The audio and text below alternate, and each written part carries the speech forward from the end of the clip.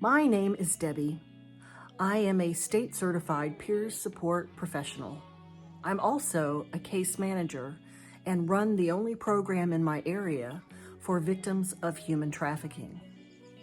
I also facilitate weekly support group meetings called Break the Invisible Chains, specifically designed for survivors of human trafficking. I am a survivor of human trafficking. I am a survivor of human trafficking. And just like everyone, my story is different. I was trafficked after I turned 40 years old, and through that decade of my life, I was trafficked.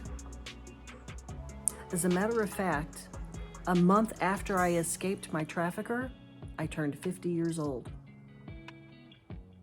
To understand how I was trafficked is to understand my upbringing.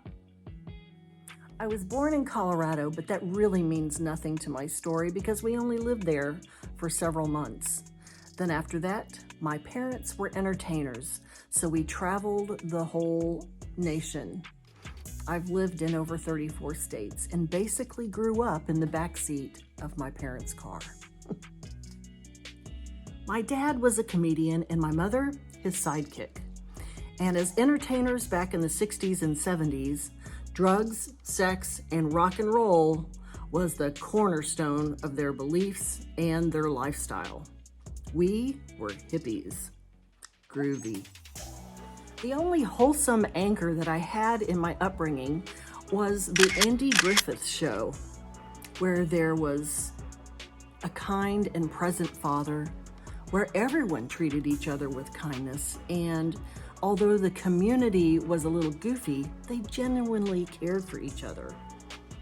This show became a fantasy for me.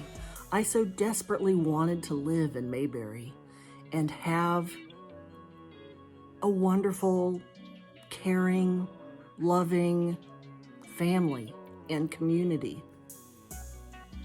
Isn't that the coolest little fantasy you've ever heard? As the years went along, my dad became an addict of cocaine and spent most of the money that he earned on his addiction. He was an entrepreneur in spirit, so he had many sideline businesses, and one business was an escort service where he trafficked my mother and some of her friends for years. So needless to say, as an adult child of an addict, I have an ACE score of 8. About 43% of the U.S. adult population have been exposed to alcoholism and addiction in the family. Almost 1 in 5 Americans, that's 18%, lived with an alcoholic or an addict while growing up. Why is this a problem? Well, children of alcoholics and addicts can exhibit the following symptoms as they get older: loneliness, depression, anxiety, inability to sustain relationships, not trusting themselves or their experiences, so we're easily gaslighted. They have a higher risk of alcohol use or drug abuse, and have post-traumatic stress disorder, or known as PTSD.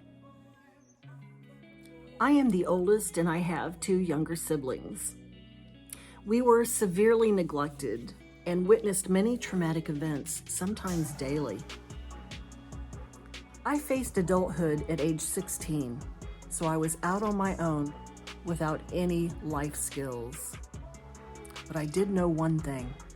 I wanted nothing to do with drugs because I saw what it did to my family.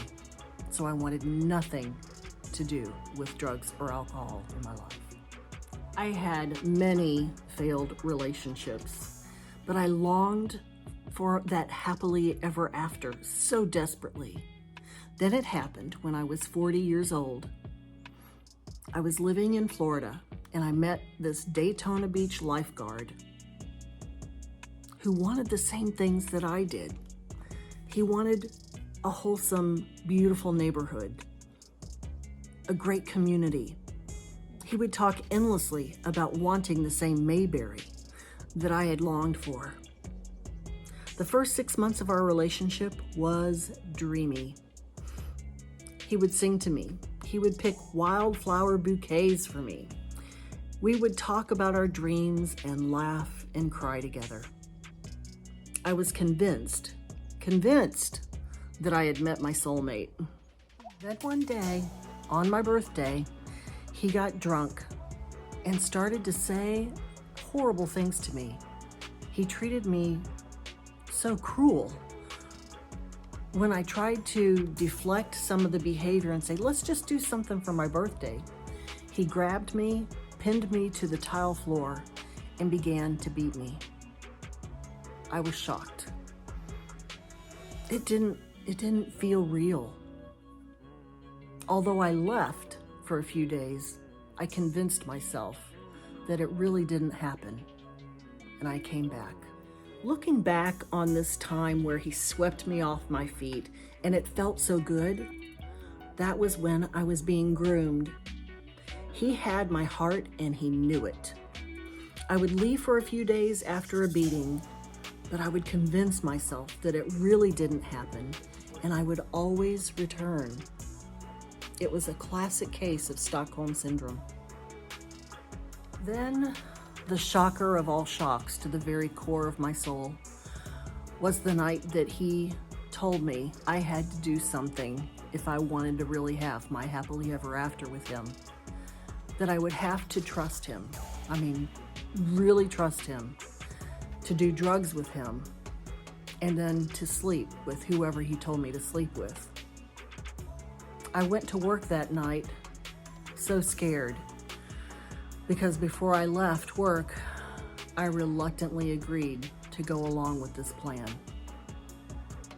When I came back, the table was full of drugs and the bedroom was lined with men that I had never seen before. That night was a hellacious night. I felt like I had gone into a dark dungeon and nothing felt real. I was enslaved by a monster who was my husband, and this went on for years. If I didn't agree to it, I would get beaten. If I did it wrong, I would get beaten and threatened with more. After a while, I recognized that I started having a relationship with the drugs that were very much a part of the abuse. Part of that relationship with the drugs was that it seemed to numb my heart. It protected me from the broken heart of the betrayal that I was facing. And then the other part of the drug relationship was that it became a shackle around my neck. It was then that I recognized that I had become my mother, repeating the same scenes that I had grown up with. At the end of this chapter of my life, I got tired of pretending that one day my life would be this wholesome, loving, happily ever after that I had dreamed of since I was a child. I just got tired, and that's when I attempted suicide. I had just given up. And strangely enough, this is when I did the bravest thing that I could ever do.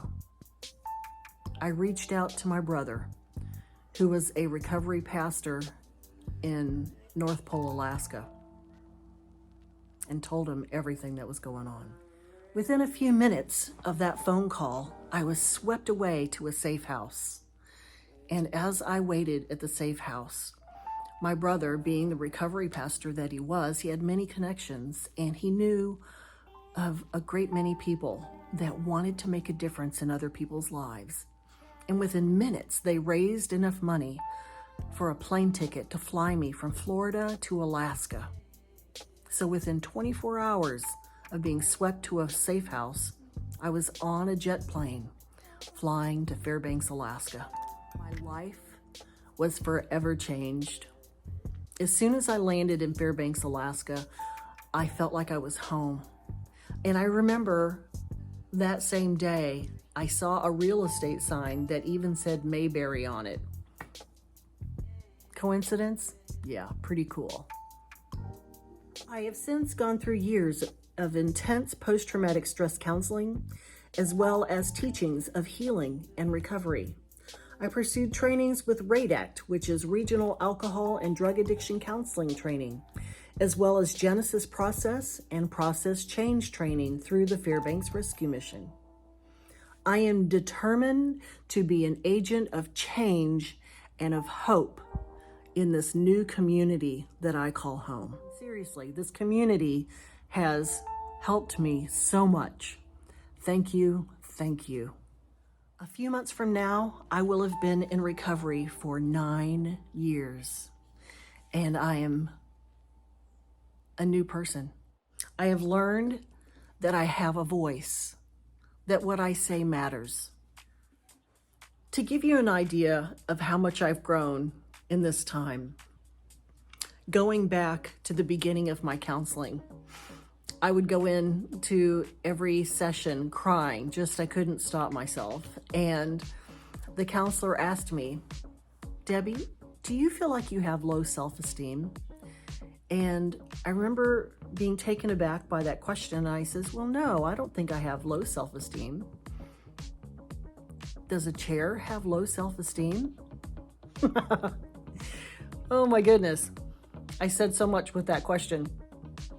And then he asked me if you could have anything that you wanted, Debbie, what would you want?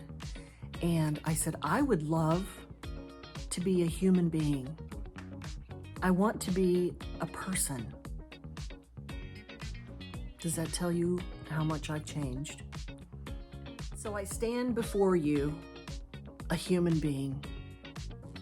I stand before you, a person of great worth, with a voice that matters. I am loved by God and by so many wonderful, wonderful human beings. My personal mission statement is living hope, giving hope. I believe that each of us makes a difference in this world, and I believe that we have the opportunity to do it more. So let's not give up. Let's not lose heart. Let's continue to make that difference and speak up, especially for those that can't. Let's make a difference. And thank you for those of you that listened to the very end. Thank you so much for listening to me tell my story of becoming a person.